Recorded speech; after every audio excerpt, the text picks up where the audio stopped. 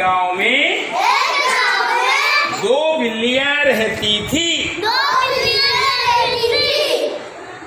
उनमें बहुत प्यार था। उन्हें जो कुछ मिलता था उसे आपस में बांटकर खाया करती थी। एक दिन उन्हें एक रोटी मिली। उसे बराबर बांटते समय उनमें झगड़ा हो गया। जब दोनों बिल्लियां किसी नतीजे पर नहीं पहुंच पाई तो वे एक बंदर के पास गई। उन्होंने बंदर को सारी बात बताई और उसे न्याय करने के लिए कहा। सारी बात सुनकर बंदर एक तराजू लेकर आया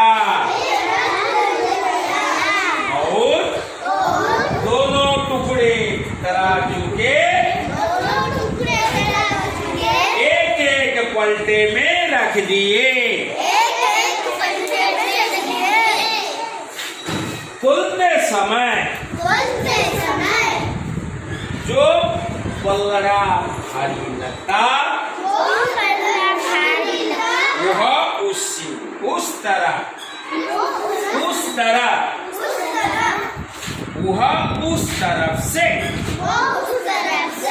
थोड़ी सारी रोटी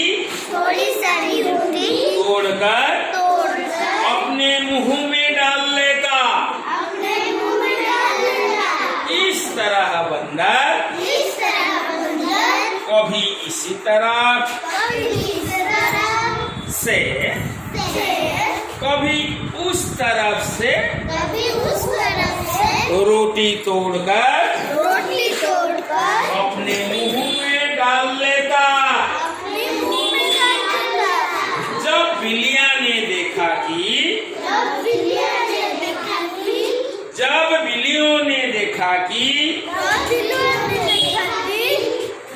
रोटी के दोनों टुकड़े बहुत छोटे छोटे रह गया है तो वे बंदर से बोली आप रहने दीजिए। हम अपने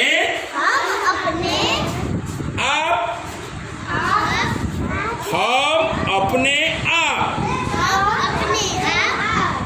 बंटवारा कर लेंगी।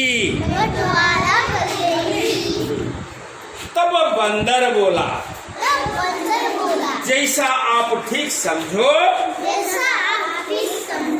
परंतु मुझे भी अपनी मेहनत की मजदूरी मिलनी चाहिए।